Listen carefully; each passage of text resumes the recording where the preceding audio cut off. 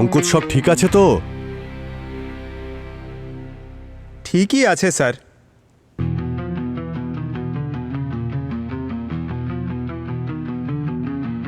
এবার এই ডামিটাকে ওই ড্রাইভিং সিটে নিয়ে বসাও।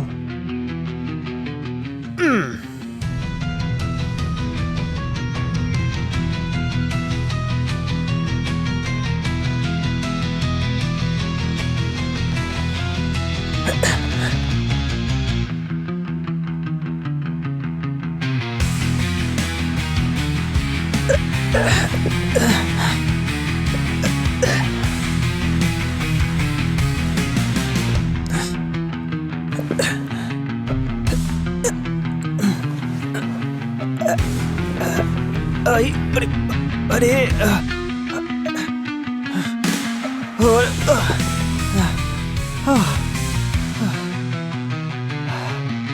আমার অবস্থা খারাপ হয়ে গেছে স্যার। এটা তো কোনো শক্তিশালী লোকই করতে পারবে স্যার, একদম আমার মতো। যদি এতটাই কঠিন কাজ হয়ে থাকে তাহলে এটা নিশ্চয়ই কোনো পুরুষ করেছে। ভূমি, তুমি একবার ট্রাই করে দেখো তো। হয়ে যাবে sir.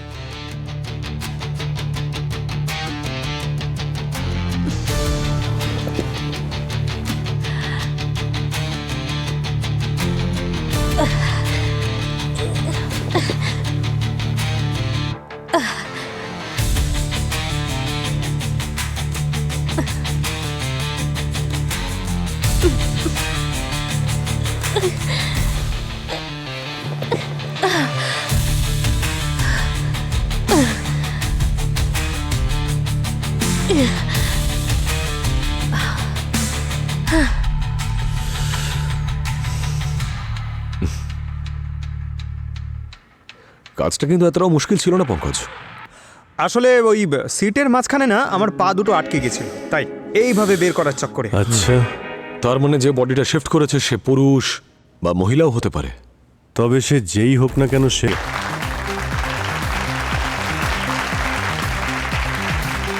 Thank you so much. এই গাড়িটা তৈরি করার স্বপ্ন তো আমাদের কোম্পানির ছিলই, সঙ্গে নিউ জেনারেশনকে আমরা এমন একটা গাড়ি দিতে চেয়েছিলাম যাতে বসে তারা কুল আর ফ্যান্সি ফিল করে, যেমন ফিল আমেরিকান এবং জার্মান গাড়িতে হয়ে থাকে। এবার আপনাদের বেশি সময় নষ্ট না করে let me introduce to you the most valuable gift to our nation. Ayan, please come.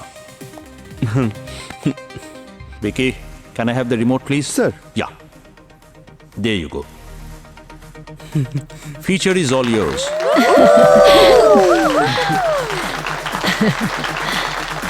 Introducing the new Booster.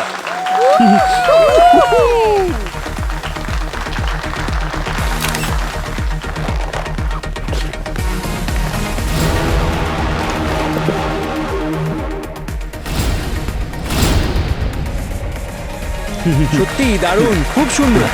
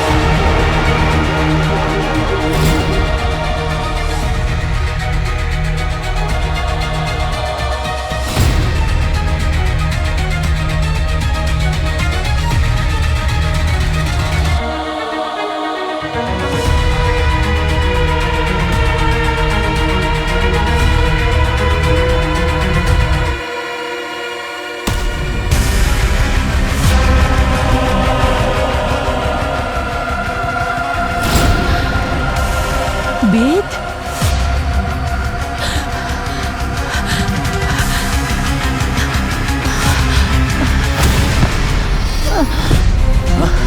Devika, মা!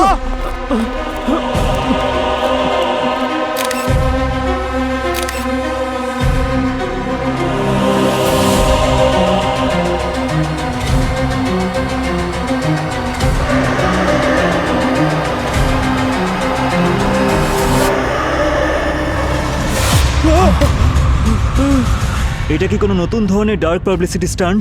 যদি তাই হয় তাহলে এরা সাকসেস হয়েছে, কারণ এই ইভেন্টটা সব জায়গায় ভাইরাল হয়ে গেছে। সাধারণত গাড়ির সাথে সাথে তার ফিচার্স লঞ্চ করা হয়, কিন্তু বুস্টারের সঙ্গে লঞ্চ হয়েছে তার ড্রাইভিং সিটে বসে থাকা একটা ডেড বডি। আজ যেখানে বুকিং এর জন্য কাস্টমারদের ভিড় উপচে পড়ার কথা ছিল, সেখানে উপস্থিত হয়েছে সিআইডির টিম। আমরা চেষ্টা করছি সমস্ত খবর আপনাদের সামনে তুলে ধরতে। সম্পূর্ণ ঘটনা জানতে আমাদের নিউজ চ্যানেলে চোখ রাখুন। দেখা যাক এরপর কি হয়। সিআইডি কে আদৌ উদ্ধার করতে পারবে?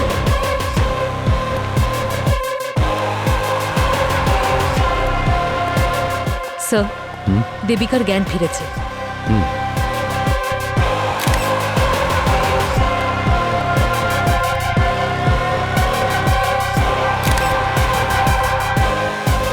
স্যার, আমরা যখন বডিটা আগে দেখেছিলাম কেমন যেন পাথরের মতো শক্ত ছিল, আর এখন দেখুন স্যার, আস্তে আস্তে এর রং রূপ কেমন বদলে যাচ্ছে। মনে হচ্ছে বডিটা ফ্রোজেন করা ছিল, জোর করে গাড়িতে বসানো হয়েছে। 20 বছর আগে বেদ নিখোঁজ হয়ে গিয়েছিল, আজ হঠাৎ এরকম ভাবে এভাবে এখানে। এই বেদের সাথে আপনার কি সম্পর্ক? এনার প্রথম স্বামী এবং আমার কাজিন। স্যার, ওকে বেদের মতন দেখতে, কিন্তু বেদ নয়। 20 বছর ধরে বেদের খোঁজ নেই। আর হ্যাঁ, আর ওর বডিতে যে ট্যাটুটা আছে না, সেটা বেদেরই মতন। ও তো 20 বছর আগে লাদাখের বরফে। স্যার, আই এম শিওর কেউ আমাদের সঙ্গে প্র্যাঙ্ক করছে। আপনারা একটু চেক করুন না। আর আপনারা জানেন তো 3D মডেল কত সহজেই পাওয়া যায়। এটা নকল।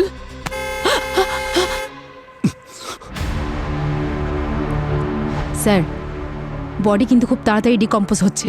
অবনী আমাদের হাতে ওর শুধু হাড়গুলো আসার আগে বডিকে তাড়াতাড়ি ফরেন্সিক ল্যাবে পাঠানোর ব্যবস্থা করো।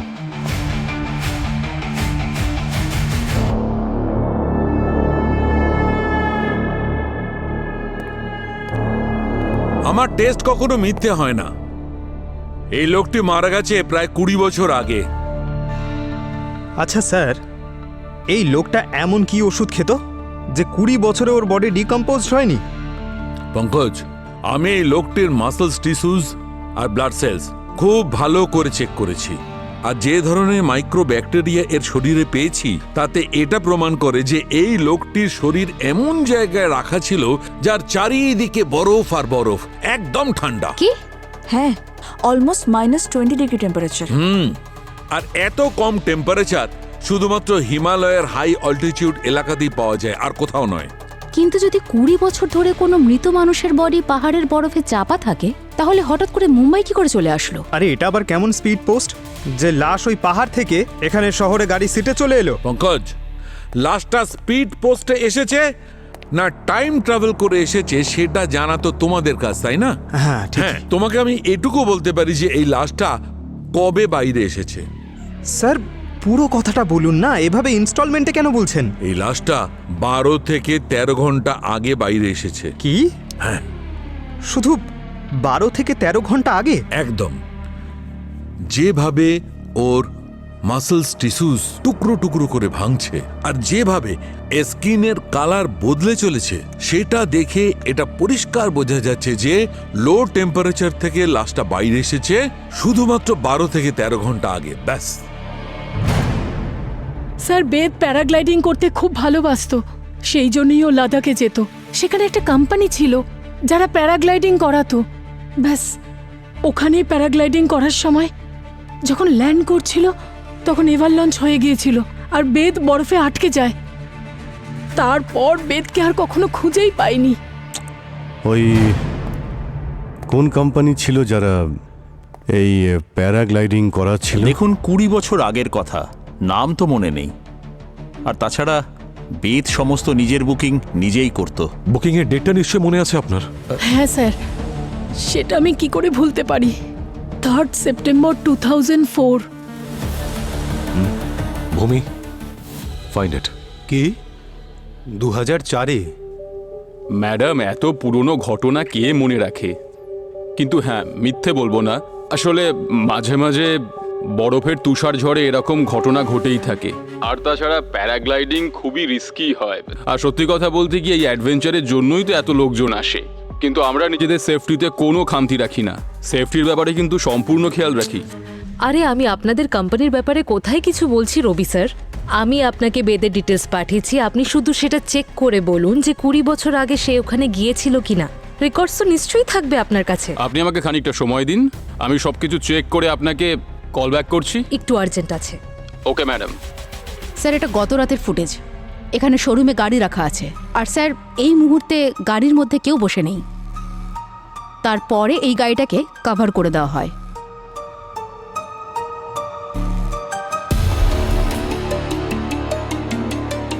আর তারপরে আজ সকালে যখন এই গাড়িটাকে আনকভার করা হয়, স্যার দেখুন, বেদের বডিটা ড্রাইভার সিটে দেখা যাচ্ছে।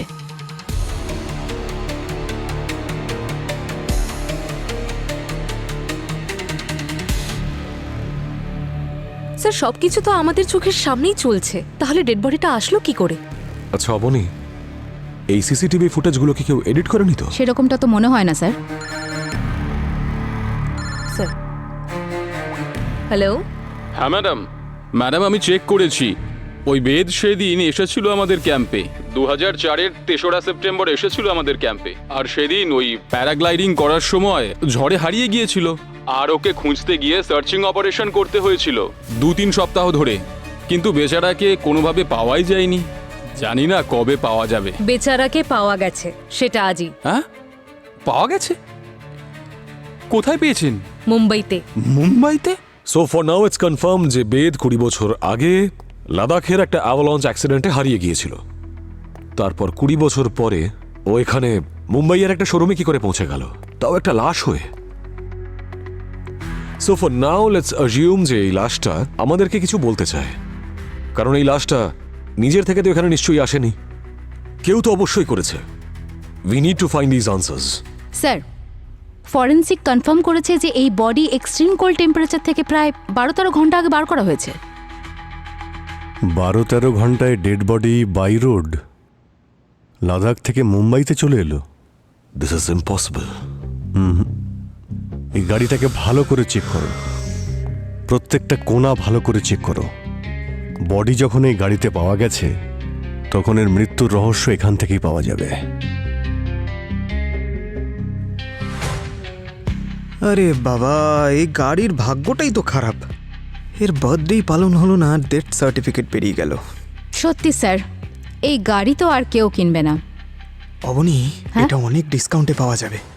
এই কেসটা সলভ হতে দাও, তারপর ম্যানেজারের সঙ্গে কথা বলছি। স্যার?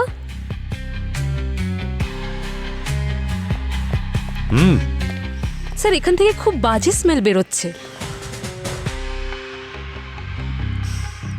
হ্যাঁ স্যার, কোনো কেমিক্যাল স্মেল মনে হয়। গাড়িটা তো একদম ব্র্যান্ড নিউ, তাহলে কোনো কেমিক্যালের স্মেল তো আসা উচিত নয়। হতে পারে বডিটাকে ডিকির মধ্যে লুকিয়ে রাখা হয়েছিল, আর তারপর এখান থেকে বের করার পরে বডিটা যাতে না পচতে পারে তাই কেমিক্যাল লাগিয়ে এখানে রেখে দিয়েছিল। আর যে ডেড বডিটা এখানে নিয়ে এসেছে হয়তো এখানেই লুকিয়েছিল। আরে একেবারেই হতে পারে স্যার। এই দেখুন না, অন্তত 2টো মানুষ এখানে শুতে পারবে। পঙ্কজ, সব ঠিক আছে তো? ঠিকই আছে স্যার।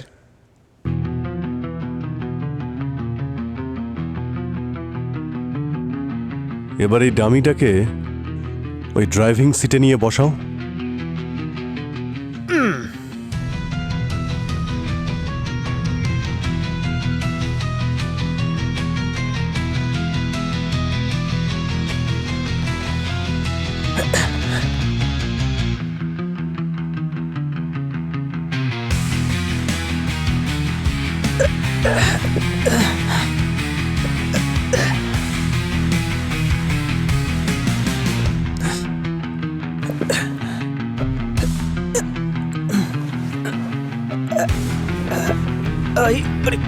আরে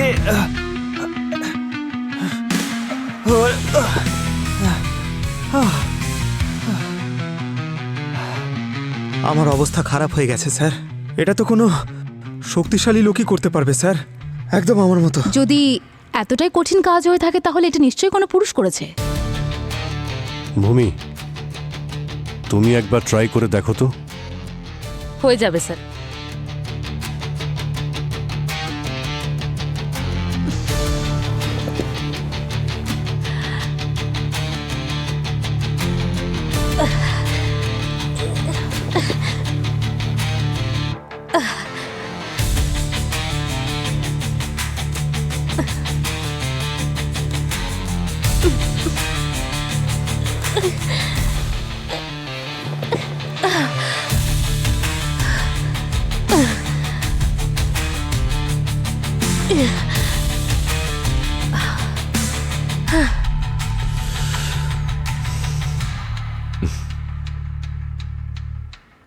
কাজটা কিন্তু এতটাও মুশকিল ছিল না পঙ্কজ।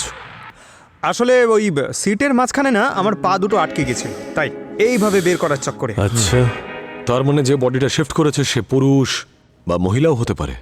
তবে সে যেই হোক না কেন, সে এখানকার সিসিটিভি ক্যামেরার পজিশনের ব্যাপারে ভালো মতোই জানে।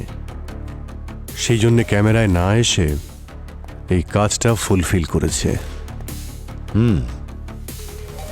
তার মানে বাড়িরই কোনো মেম্বার।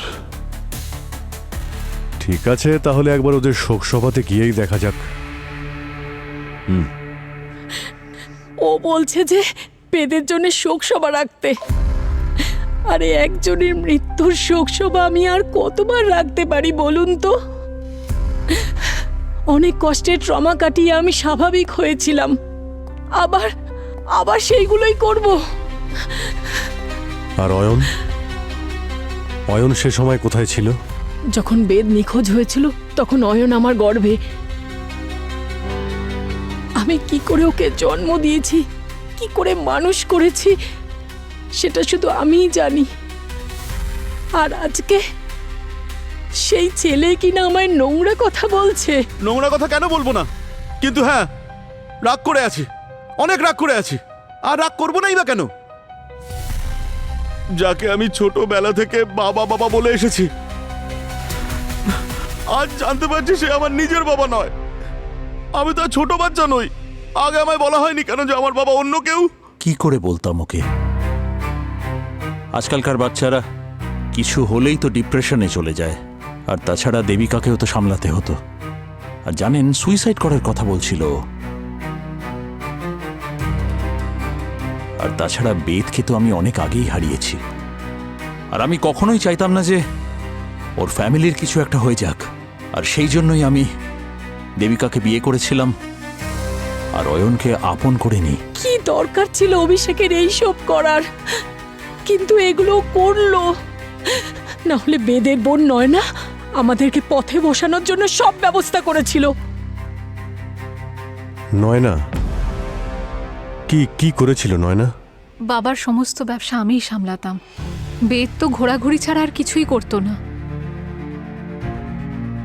আর যখন সমস্ত পরিশ্রম আমি করতাম, তাহলে আমি যদি কোম্পানির স্টেক বাড়াতে বলি তাতে ক্ষতি কি? হ্যাঁ, সবাই তো এটাকে লোভ বলে, কিন্তু আমি এটাকে অধিকার বলি। কিন্তু আপনি যেটা অধিকার বলছেন, দেবিকার চোখে তা কেড়ে নেওয়া। এটাও কি করে বলতে পারে? ওর একটু লজ্জা করলো না এটা বলতে? যে শোরুমে দাঁড়িয়ে ও সেদিন গাড়িটাকে লঞ্চ করলো, ওই শোরুমটা আমার টাকায় চলে। ওই অটোমোবাইল কোম্পানিটা আমার। আমি প্রত্যেক মাসে ওদের টাকা পাঠাই ওদের নিজেদের ভরণ পোষণের জন্য। কিন্তু উনি তো বলছেন যে অভিষেক সবকিছু নাকি সামলায়। অভিষেক সামলায়? কি সামলায় শুনিও? ও আমার নিজের কাকার ছেলে। ওদিকে বেদ মিসিং হলো, আর এদিকে ও তার বউয়ের সাথেই বিয়ে করে নিল আমাদের প্রপার্টির টাকা নষ্ট করবে বলে। চাইলে আমি সেদিনই ওর মুখোশটা খুলে দিতে পারতাম। তার মানেটা কি, মুখোশ খুলে দিতে? আচ্ছা, একটু সময় দিন, আমি আপনাদের দেখাচ্ছি।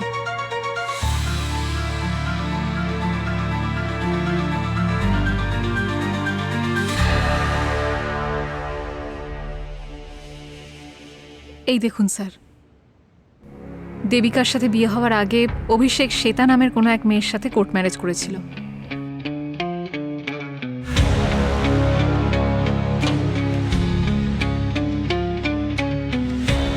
বিয়ের পর আরেকটা বিয়ে। খোঁজ নিয়ে দেখো এই শ্বেতা দেবী কে আর কোথায়।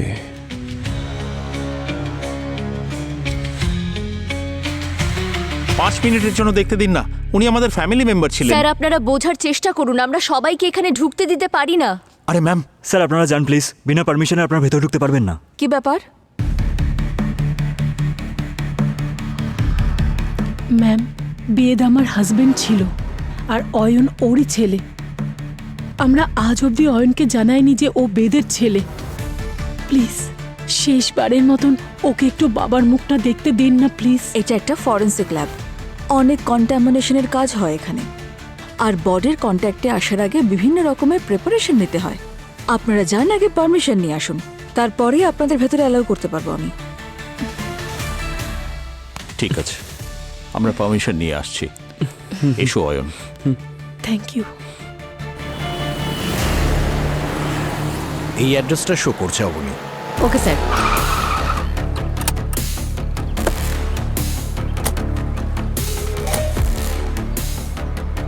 সিকিউরিটি।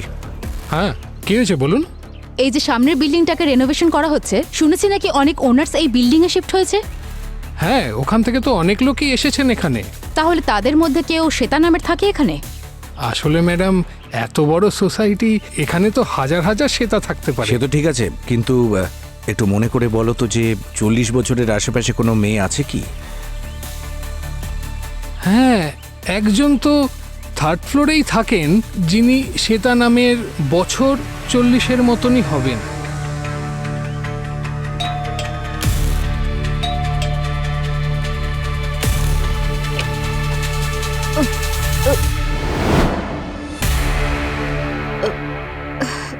আপনি শ্বেতা? হ্যাঁ বলুন। আমরা সিআইডি অফিসার। আচ্ছা, একটা কথা বলুন যে গতকালের কার লঞ্চে আপনি দেবিকার শোরুমে ছিলেন তো?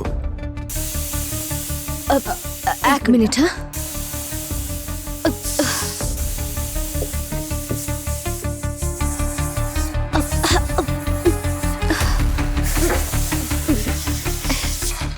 ডালটা পুড়ে গেল। আমাদের প্রশ্নের উত্তর কিন্তু পাইনি। হ্যাঁ আমি গিয়েছিলাম, আমার ছেলে ওখানকার ফ্লোর ম্যানেজার। আর আপনার হাজবেন্ড কোথায়? এই প্রশ্ন আমায় করছেন কেন? প্রশ্ন তো উঠবেই যখন একই ব্যক্তি দুটো বিয়ে করে। আপনার ম্যারেজ সার্টিফিকেট?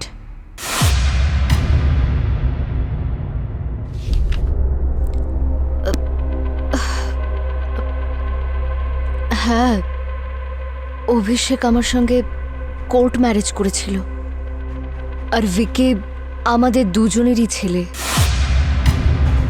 আর অভিষেক নিজেরই কোম্পানিতে নিজেরই ছেলেকে একজন ফ্লোর ম্যানেজার হিসেবে অ্যাপয়েন্ট করেছে। হ্যাঁ হ্যাঁ, আমি অভিষেককে অনেকবার বলেছিলাম, কিন্তু ও বলেছিল যে একজন ওনারের সবকিছু জানা উচিত, যখন ও যোগ্য হয়ে যাবে তখন ওকে ওর অধিকার দেওয়া হবে। আপনি তো জানতেন যে উনি দেবিকাকে বিয়ে করেছেন? বাধ্য হয়ে করেছিল, নইলে কাকাতুতো ভাইয়ের বউ আর সন্তানের জীবন নষ্ট হয়ে যেত। ওরা ভালো মানুষ, পরিবারের জন্য ভালোবাসাকে জলাঞ্জলি দিয়েছে। দেবিকা কি জানেন আপনি অভিষেকের স্ত্রী?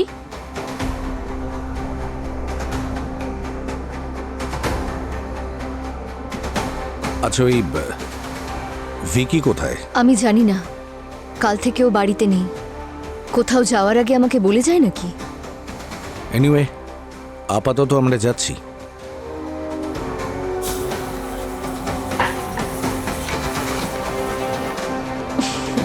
এই অভিষেক খুব বড় প্লেয়ার বলে মনে হচ্ছে।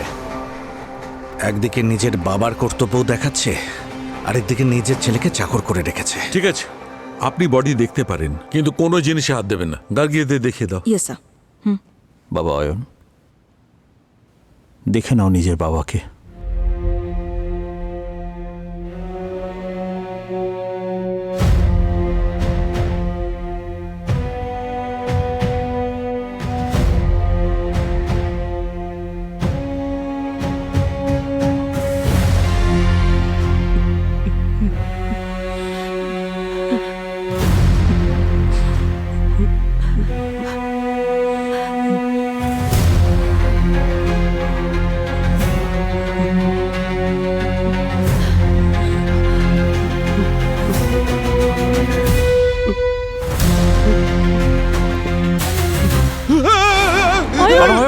নিজেকে সামলাও, সামলাও নিজেকে।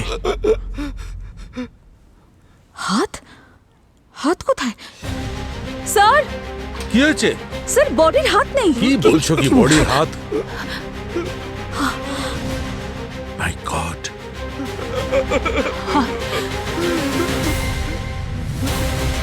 দুটো হাতই কাটা। আরে গার্গি, এনার দুটো হাত কে কাটলো? ফরেন্সিক ল্যাব থেকে কে হাত চুরি করে নিয়ে গেল?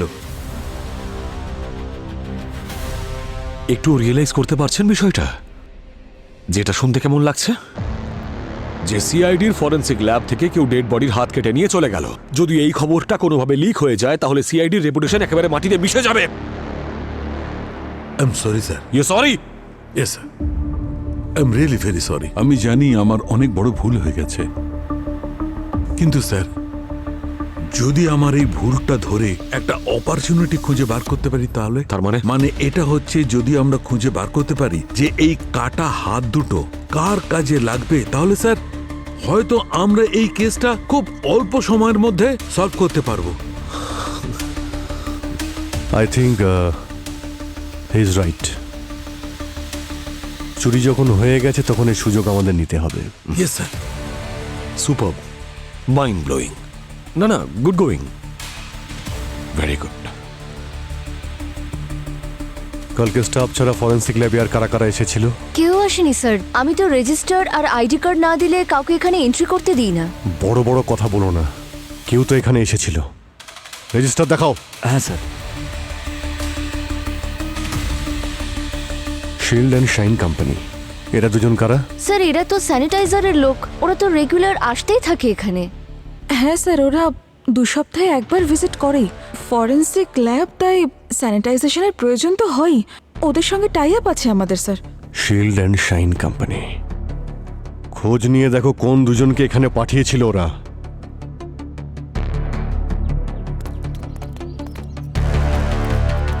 স্যার আমি সিস্টেমে চেক করার পরেই বলছি, কাল আমাদের স্টাফেদের যাওয়ার কথা ছিল কিন্তু যায়নি। শিডিউল ছিল কাল ভিজিটের, কিন্তু ওরা অন্য কোনো সাইটে আটকে গেছিল। কিন্তু এটা কনফার্ম আমাদের স্টাফ যায়নি, এটা একদম নিশ্চিত। ঠিক আছে। এই শিডিউল তো এখানে যাতায়াত করা সবাই দেখতে পেয়েছে। আর এখানে সারাদিন কে কে এসেছিল? স্যার যারা এসেছিলেন সবার ডিটেলস ওখানেই আছে। এই অভিষেক, দেবিকা, অয়ন, আজকে এরা এখানে কি করছে? স্যার ডেড বডি দেখতে এসেছিলেন। অয়ন শেষবার তার বাবাকে দেখতে চেয়েছিল। স্যার ওরা তো কালকেও এসেছিল, আর পারমিশন ছাড়া আমি ওদের যেতে দিইনি স্যার। ওরা এখানে কালকেও এসেছিল? হ্যাঁ স্যার। আর এখানেই দাঁড়িয়েছিল যেখানে আজ আমরা দাঁড়িয়ে আছি? Yes sir. তাহলে তো এই শিডিউলে ওদেরও চোখ পড়েছিল। ওই যারা স্যানিটাইজেশন করতে এসেছিল তাদের মুখ তুমি দেখেছিলে? স্যার ওরা তো মাস্ক আর পুরো বডি কভার করে রেখেছিল, আমরা শুধু ডেটা এন্ট্রি করে ওদের ঢুকতে দিয়েছিলাম। যতক্ষণ না ওই হাতটা পাচ্ছি ততক্ষণ এই কেসটা আমাদের গ্রিপে আসবে না। ওই হাতটা আমার চাই, Abhijit.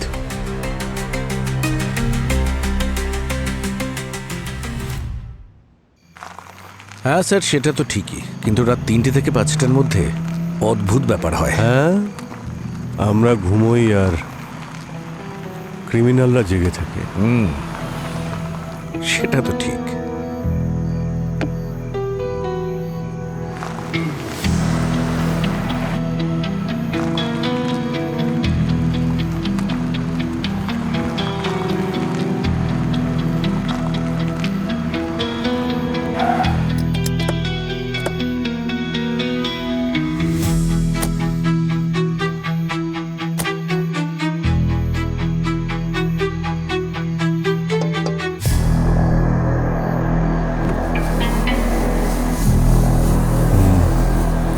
Hello, need any help? হ্যাঁ, সিআইডি। আপনি রাজেন নরক। রাজেন বাবু, আপনি এরকম একটা নির্জন এলাকাতে এত রাতে এখানে কি করছেন? নিজের গাড়িতে বসে আছি। না, আই এম জোকিং, সরি। আপনারা সিআইডি অফিসে আপনাদেরকে বলতেই পারি। আসলে ব্যাপারটা হলো স্যার, ওই রেড সানের ব্যাপারটা নিয়ে না আমার ঘুম আসছিল না, তাই গাড়ি নিয়ে একটু আর কি। রেড সান? আপনারা রেড সানের ব্যাপারে শুনেননি? আফ্রিকার সব থেকে দামি হিরে যেটা এখানে আমাদের এই মিউজিয়ামে রয়েছে, আপনাদের যাওয়া উচিত ওখানে নিজের পরিবারকে নিয়ে একসাথে। দারুণ স্যার। হ্যাঁ আমরা যাব, সেটা পরে দেখছি। এখন আপনি একটু ডিকিটা খুলুন তো। Dicky sir? কিছু নেই স্যার ডিকিতে। দেখেনি না?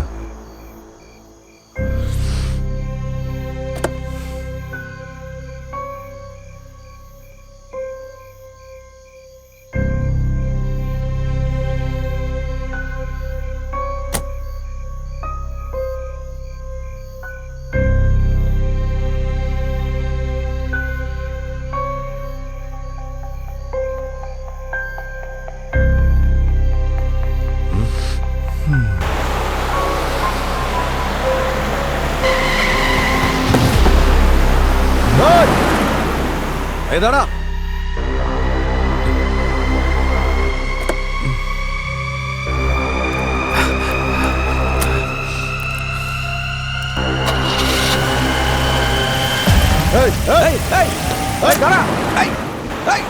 দাঁড়া বলছি, দাঁড়া।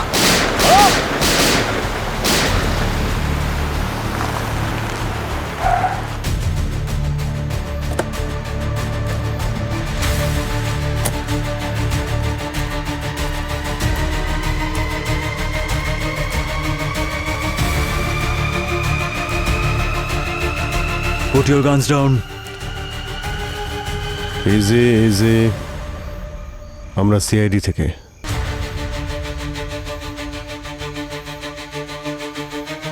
আপনারাই গুলি চালিয়েছিলেন? আগে হ্যাঁ, গুলি আমরাই চালিয়েছি। আমরা প্যাট্রোলিংয়ে ছিলাম আর এখানে একজন দাঁড়িয়ে ছিল।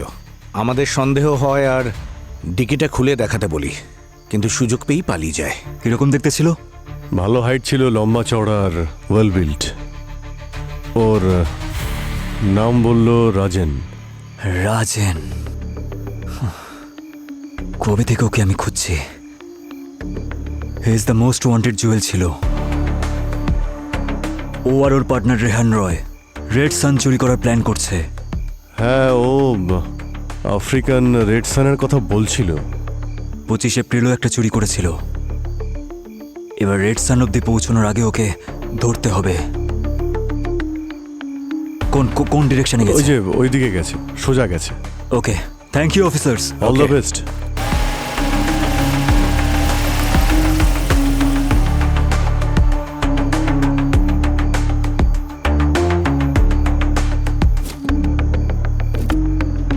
ও মাই গড, হাত! কিন্তু একটা জিনিস দেখো, ফিঙ্গারপ্রিন্টের যে স্কিনগুলো সেগুলো তুলে নিয়েছে। স্যার ওই যে হাত খুঁজছিলাম ওরা ফেলে দিয়ে গেল।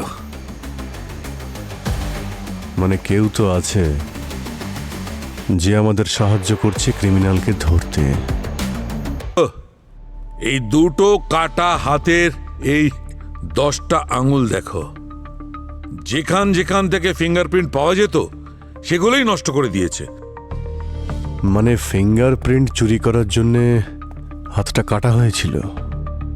আর এই ফিঙ্গারপ্রিন্ট নিশ্চয়ই কোনো পাসওয়ার্ড প্রোটেক্টেড জায়গাকে খোলার কাজেও লাগতে পারে। কারেক্ট। কোনো দরজা বা সিন্দুক। তার মানে হলো গিয়ে যার বাড়িতে ওই সিন্দুক বা দরজাটা আছে সেই হাতটা কেটে চুরি করেছে। স্যার আমি দেবিকা আর অভিষেকের রেকর্ডস, যেমন ধরুন ব্যাংক রেকর্ডস আর বিলস চেক করছিলাম। দেখুন তাতে কি পেয়েছি।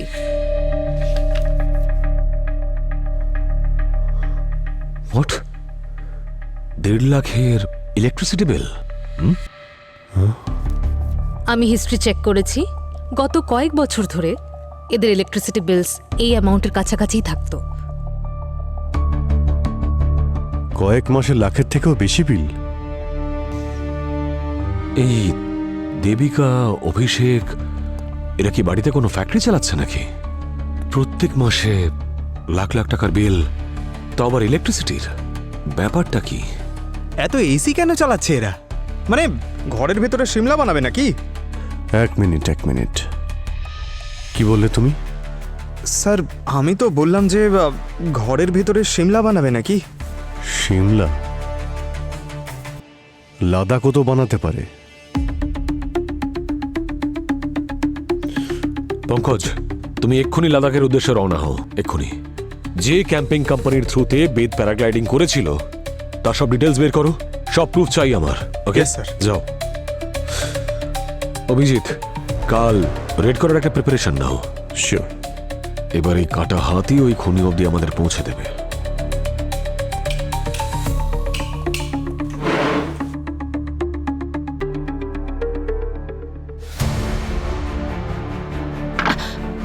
আরে এসব আপনারা কি করছেন? কেন করছেন এগুলো? দেখো না, সবাই মিলে আমাদের ঘরগুলো কেমন তছনছ করছে। কি হচ্ছে এইসব? আপনারা কি করতে চাইছেন এখানে? চোখে দেখতে পাচ্ছেন না আপনারা? দেখছেন না তল্লাশি করা চলছে? তল্লাশি? কিসের জন্য তল্লাশি? মিস্টার অভিষেক, এমন কোন ফ্যাক্টরি করেছেন এই বাড়িতে যার জন্য আপনাদের ইলেকট্রিক বিল আকাশ ছুঁয়ে যাচ্ছে? হ্যাঁ, তাও গত 20 বছর ধরে লাখ লাখ টাকার বিল আসছে আপনার বাড়িতে। কি চলছেটা কি? লাখ টাকার বিল আসছে তো তাতে কি হয়েছে? কি হয়েছে এখনই জানতে পারবেন। ভালো করে তল্লাশি নাও, যদি দেওয়ালও ভাঙতে হয় তাও ভেঙে দাও। কিন্তু আপনারা ওর ঘর কেন ভাঙছেন না যারা আমার ঘর ভেঙেছে? নয়নার ঘরও কোনোভাবে বাঁচবে না সিআইডির হাত থেকে। এখন যান আপনি, যান, সরে যান এখান থেকে। এক কোণে কি দাঁড়াবেন?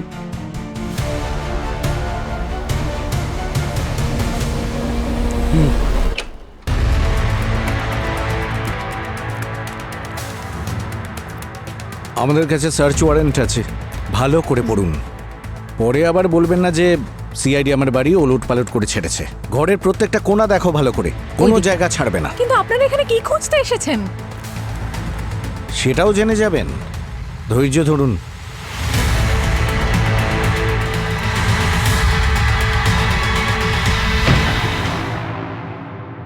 স্যার, আমি ম্যাডামকে তো ফোনে সবকিছু বলে দিয়েছি, কিভাবে ওই বেদ বরফের ঝড়ে হারিয়ে গিয়েছিল। আমার কাছে কিছু নিউজ পেপারে কাটিংও আছে ওই দিনের। এই দেখুন, যেদিন অ্যাক্সিডেন্ট হয়েছিল। এসব তো ঠিক আছে। আপনারা এখানে ক্যাম্পে গ্রুপের ছবি তোলেন তো নাকি? হ্যাঁ স্যার, অবশ্যই। তাহলে 2004-এর 3 সেপ্টেম্বর বেদের গ্রুপের ছবিটা দেখান তো। স্যার, এখন 20 বছর আগের ছবি কোথা থেকে পাবো স্যার? আছে স্যার, পুরোনো অ্যালবামে পেয়ে যাব। চুপ কর, তুই কিছু জানিস? স্যার, ও কিছুই জানে না। 1 মিনিট, ফটো নিয়ে এসো। হ্যাঁ স্যার, এই নিন স্যার।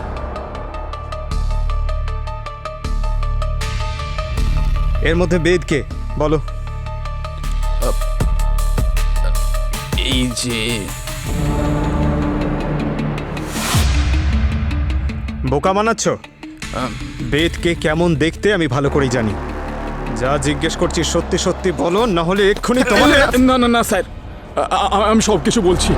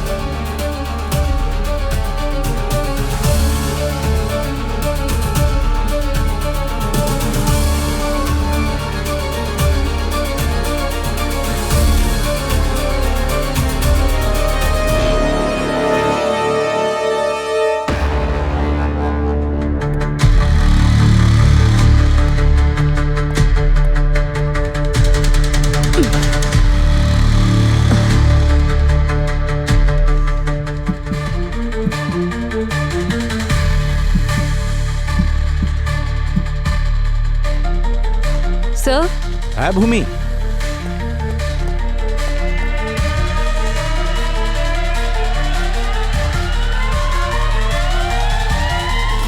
ডেফিনেটলি এখানে কিছু আছে।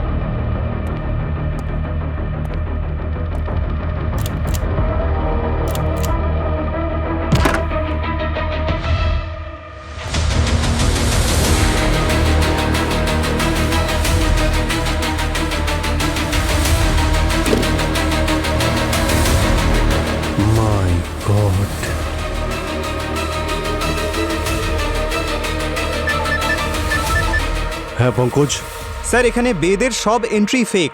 ও এখানে কোনোদিন প্যারাগ্লাইডিং করতে আসেইনি। যাবেও বা কি করে? 20 বছর ধরে তো ও এখানেই ফ্রিজারে পড়ে আছে, দেবিকার বেসমেন্টে।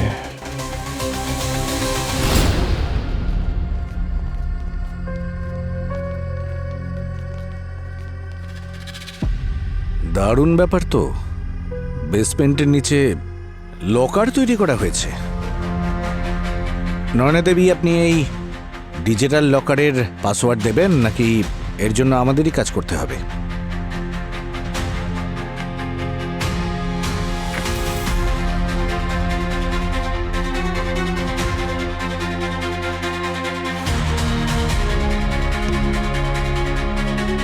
স্যার এটা মনে হয় ওই কাটা হাতেরই হ্যান্ডপ্রিন্ট।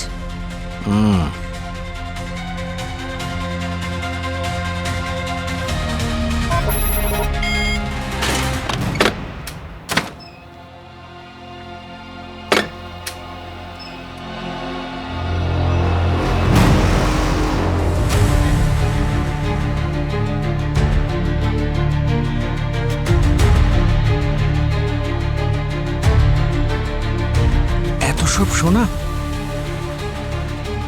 এত সোনা এর কাছে কোথা থেকে এলো স্যার? এটা তো নয়না ম্যামই বলবেন। বিউরোতে গিয়ে ওখানে ওনার ফ্যামিলি গেট টুগেদার হবে। কিন্তু এত সোনা আপনাদের কাছে এলো কোত্থেকে? বাবা নিজের সমস্ত ব্ল্যাক মানি গোল্ডে কনভার্ট করে বেদের নামে রেখে গেছিলেন। বেদ মিসিং হয়ে যাওয়ার পর আমি খুব চেষ্টা করলাম ওই ডিজিটাল লকারটা খোলার, কিন্তু ওটা শুধু বেদের ফিঙ্গারপ্রিন্ট দিয়েই খোলা যেত। আর যখন বেদের লাশ আমি শোরুমে দেখলাম, তখন আমি সুযোগ পেলাম। হাত কাটতে কাদের পাঠিয়েছিলেন? স্যানিটাইজার কোম্পানির ওয়ার্কারদের। কি করে হয়? আমরা তো জিজ্ঞেস করেছিলাম, ওরা তো অস্বীকার করেছে। মিথ্যে বলেছে ওরা। আমি ওই কোম্পানিতে 80% শেয়ার হোল্ডার, বেসিক্যালি ওনার। ওরা আমার কথা অস্বীকার করতেই পারবে না। টাকার লোভ মানুষকে কত নিচে নামিয়ে দেয়, সম্পর্কের কোনো গুরুত্বই থাকে না। আর আপনাদের তো এনার মতন সোনা পাওয়ার কথা ছিল না, আর না টাকা। তাহলে বেদকে মারার রিজন? ভালোবাসা, যেটা আমার প্রয়োজন ছিল। বেদের সঙ্গে আমার বিয়ে হয়েছিল ঠিকই, কিন্তু ভালোবাসা পাইনি। বিয়ের 1 বছর পর আমার সঙ্গে অভিষেকের দেখা হয়। আমার মনে হয়েছিল যে হয়তো আমি এটাই চাইছিলাম। আমিও তো দেবিকার প্রেমে পড়েছিলাম, কিন্তু একটা ব্যাপারে সিকিউরিটি ছিল। যদি আমি দেবিকাকে বিয়ে করি তাহলে ওর যা প্রপার্টি আছে সমস্ত কিছুর মালিক আমিও হব। কিন্তু তখন বেদ আমাদের সম্পর্কের কথা জেনে যায়, আর সেই জন্য ওকে রাস্তা থেকে সরাতে আমরা বাধ্য হয়েছিলাম।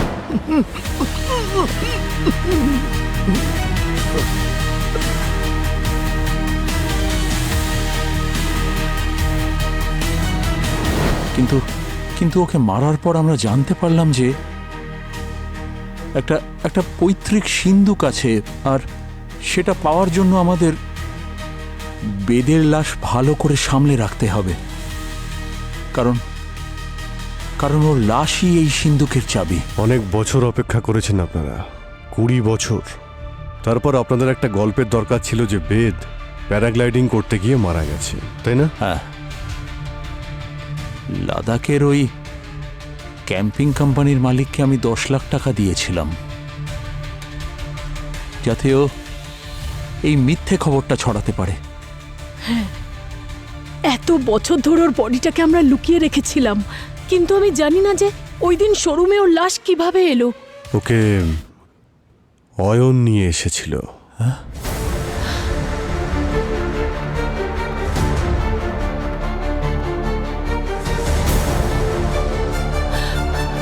হ্যাঁ, আমি নিয়ে এসেছিলাম বাবার লাশটা ওখান থেকে।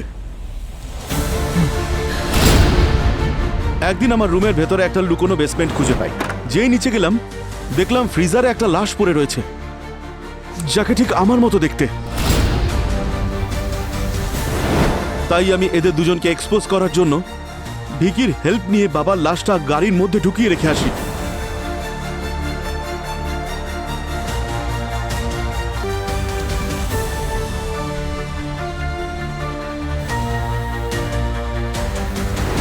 তুমি যা করেছো তা ঠিক করেছো অয়ন, কিন্তু প্রসেসটা ভুল ছিল।